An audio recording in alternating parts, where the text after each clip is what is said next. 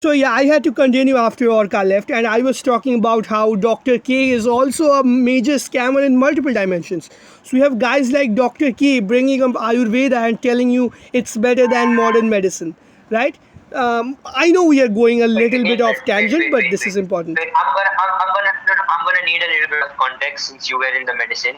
Our Yeah, I was psychologist or psychiatrist, our psychologist or psychiatrist, which Doctor K is, what is he? Psychologist or psychiatrist? like he is a psychiatrist, I believe. Okay, so are psychiatrists by law required to study MBBS? I don't think so. Because if they are, that's the biggest fucking blunder anybody can make. Like if you have studied the curriculum of MBBS, how can you fucking compare that of today's era and what was conceived Like thousands of man, years I ago? I'm genuinely not. I genuinely cannot come to terms with it. The thing is, Ayurveda was an observation science. It's not a pseudoscience, it was a proto science. It did not develop that far, but again, one has to make the argument that Ayurveda was mostly a Hindu thing, right? When you have a system which constantly clamps down on science, you would actually find people like Abul Fazl talking about how the Charvakas were unenlightened because they were asking for empirical proof of God's existence and shit like that. Like they had a generally negative view towards empiricism. Yeah, also the fact that So we are not Ayurveda taking was credit halted for in it a way as well. Western medicine was not halted. So even though it was for a huge stretch of time behind Indian medicine, it got away because it could develop freely. It was not under foreign rule, constantly being oppressed and stopped from developing, not getting funds, right? That's why someone like Edward Jenner could spot it.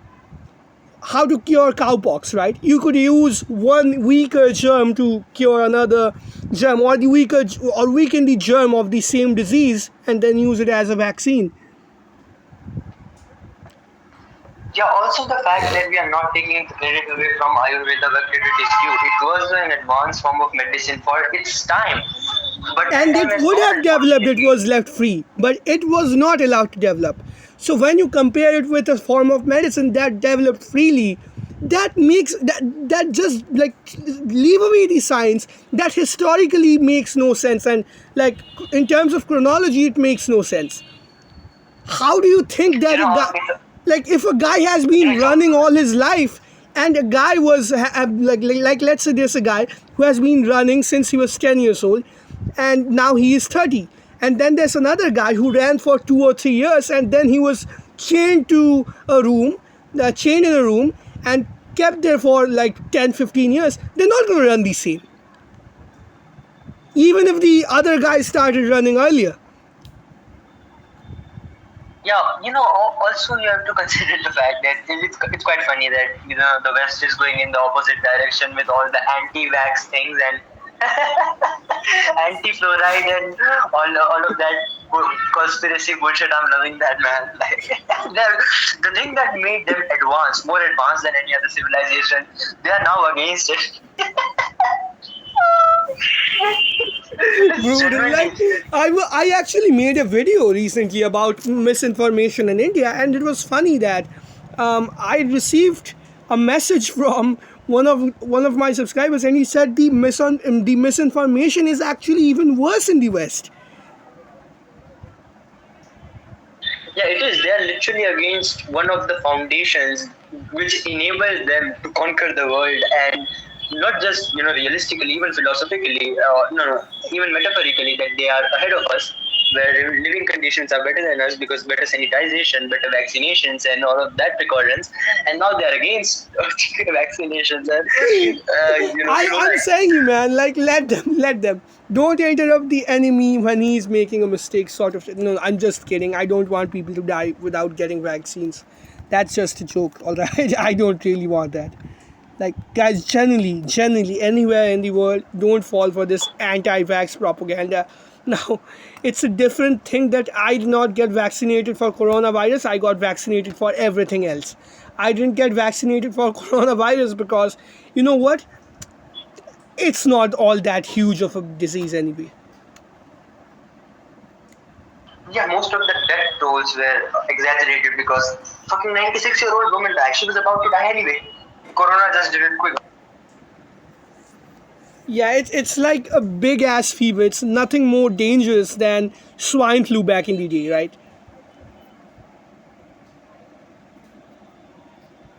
Orca, I can't hear you, Yeah, carry man. on for a minute. Carry on for a minute.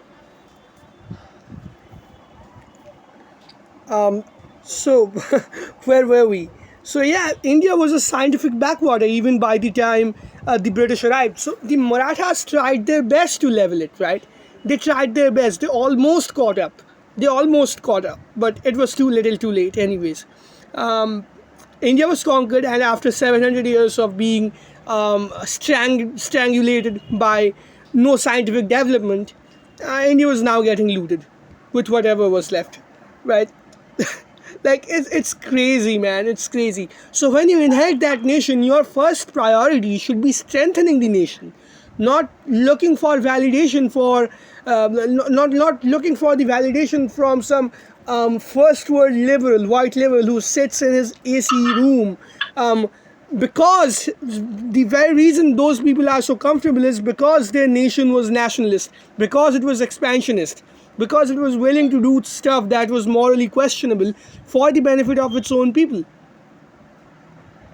Like people like Nehru never had to live the life that we as the everyday Indian have to do. Like who the fuck praises India for its neutrality in its 60s and 70s?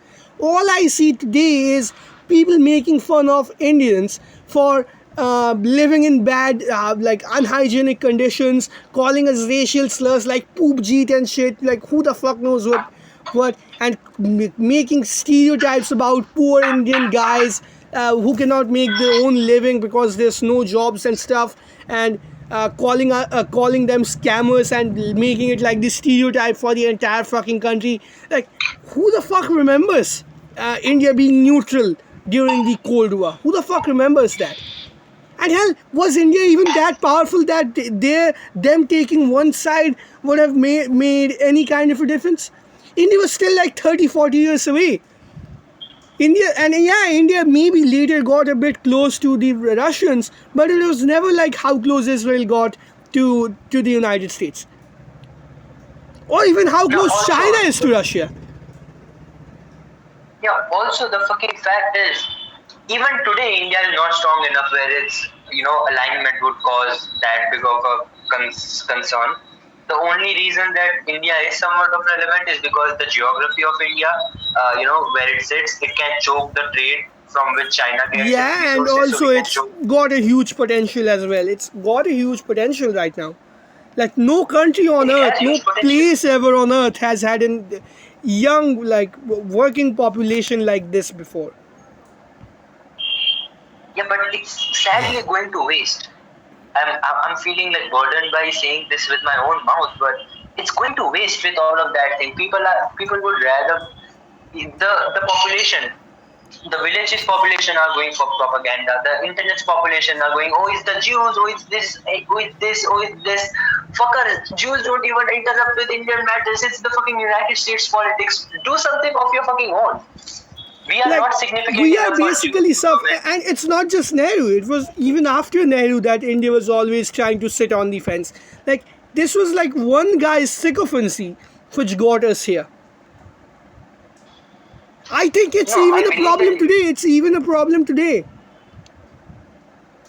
No, I India believe that isn't even taking a neutrality. side today. India is not hopping on United States side. India is not hopping on the side of Russians altogether, or with China. Like it makes no sense. No, the thing is, neutrality is good, but only because today India is strong enough to be neutral. Back in the day, it would have been a better decision to side with the side. I would say even today it's a relatively better decision to like think about this guy, man, like Nehru. According to him, a nation which was scientifically strangled like for 200 years, like 700 years, and then what was left of it was looted for 200 more years. What that nation should do, according to him, that nation should try to become a moral giant instead of an economic giant, and it's perfectly okay to be an economic dwarf. Like people like him never have to see this shit. People like him don't have to see these breaking roads, all of this corruption, all of this fucked up situations that the poor guys have to live in these slums, and that's why they can look for validation. Like this is advanced stuff. When you are someone who's born in like in a commoner family, you have to struggle every day for like the food that you want to eat. I know people are gonna be like, but nationalism is a cobra. This is a black pill channel, bro. Shut the fuck up. I know nationalism is not gonna get any of us a girlfriend. What I would say, however, is it's better to be an incel in a third world in a first world country than it's to be an incel in a third world country.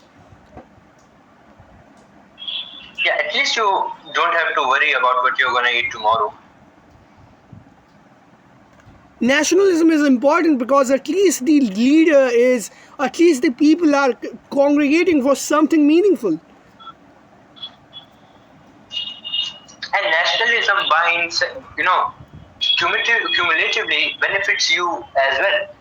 It's a force. Everybody makes good decisions for the nation, and in turn that benefits Shut the you. fuck up. The reason that you people don't have to worry about what you're gonna eat tomorrow is because your ancestors were nationalist as fuck. They were nationalist and hyper racist.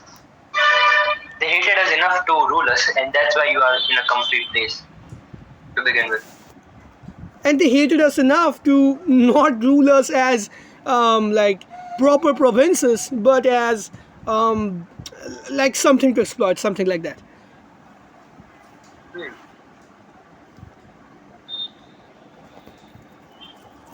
And then there's like virtue signaling. Like there's probably more incels in the West than there are in India. Like let's get this straight. Like guys who have absolutely no chance of ever getting married in the West. But do you ever see people constantly making fun of white people on a daily basis because of that? That 63-70% of men below 30 are single. No.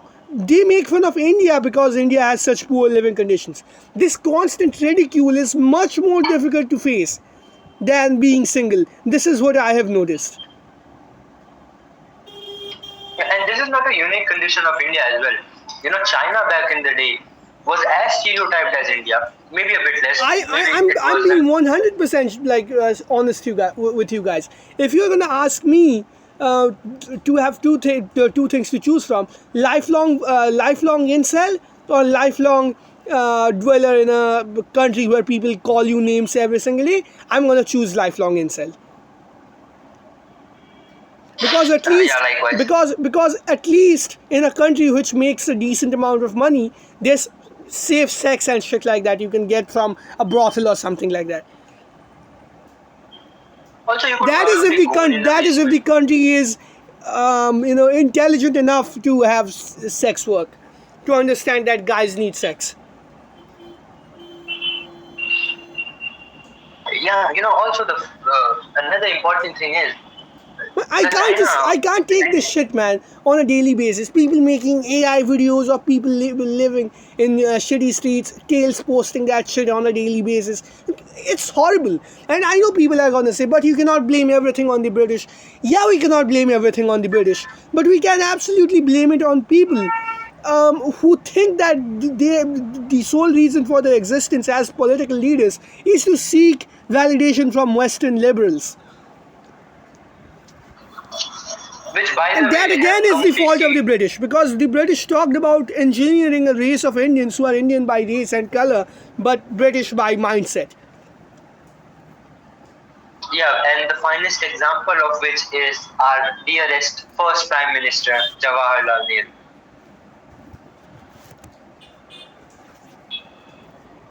And which continues to be what's the funny thing? What's the funny thing? This guy's a few days ago, I was on Twitter and I was talking. There was this thread about best breads in the world, and all of these idiots were talking like, "Oh, it's Punjabi, bro. Naan is Punjabi, bro. Naan is Punjabi, bro." And I was like, "Bro, what the fuck are you people on about? Do you think Punjab is not part of India? The people who invented naan were originally Punjabi Hindus. It predates Sikhism, and yeah, even most of people living in India's Punjab are Sikhs today. and that is where the original culture of Punjab has been preserved, and that is like the Punjabi Hindus who invented it. They live in Indian Punjab, and the Sikhs also in their Dasham Granth they also have hymns for Hindu goddesses. So what are you talking about? How the fuck is it not Indian?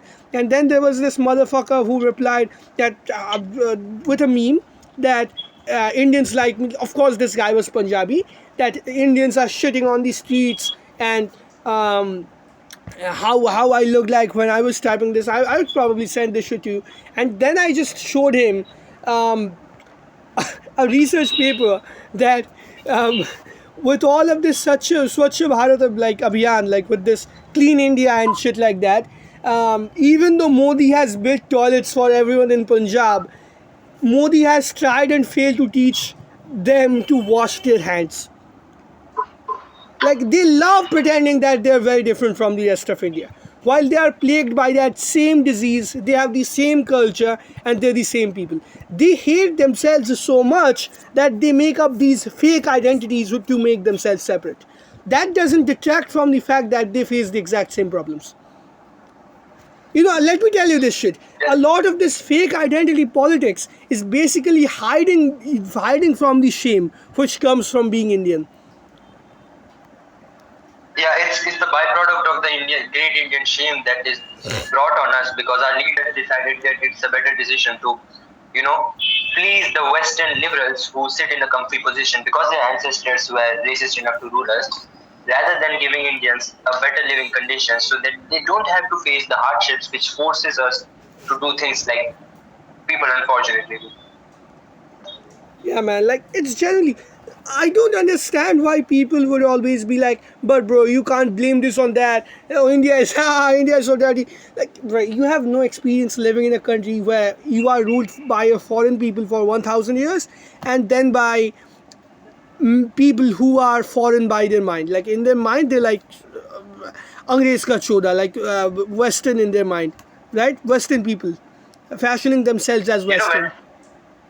When I was in 10th grade, I was having a sort of question or debate. The thing with Indian teachers or anybody with some sort of position in India, and that very much comes from the West, is that when you try to question them about something that they teach, they take it very personal.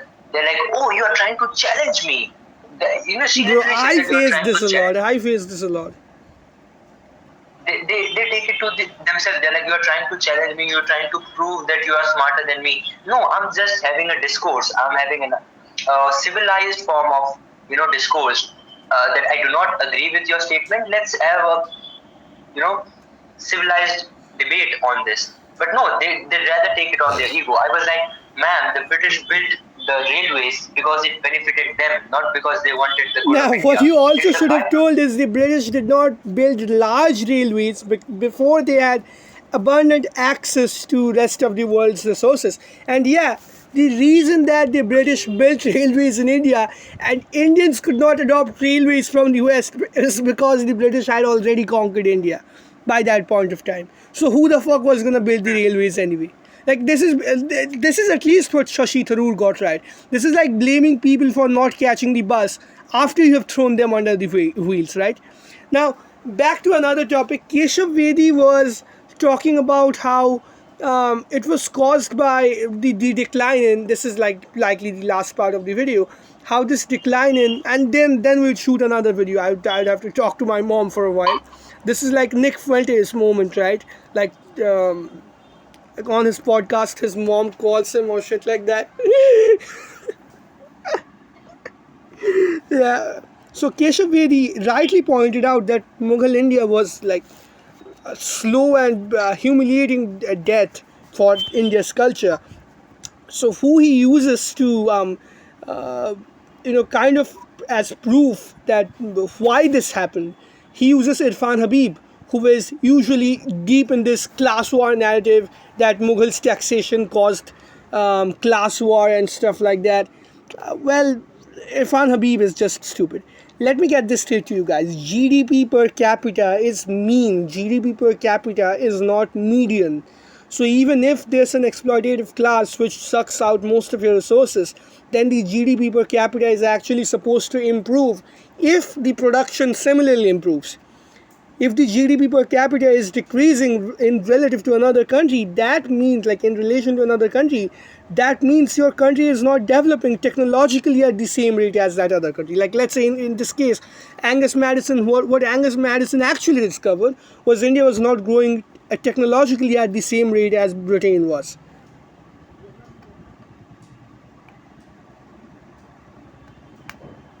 Right?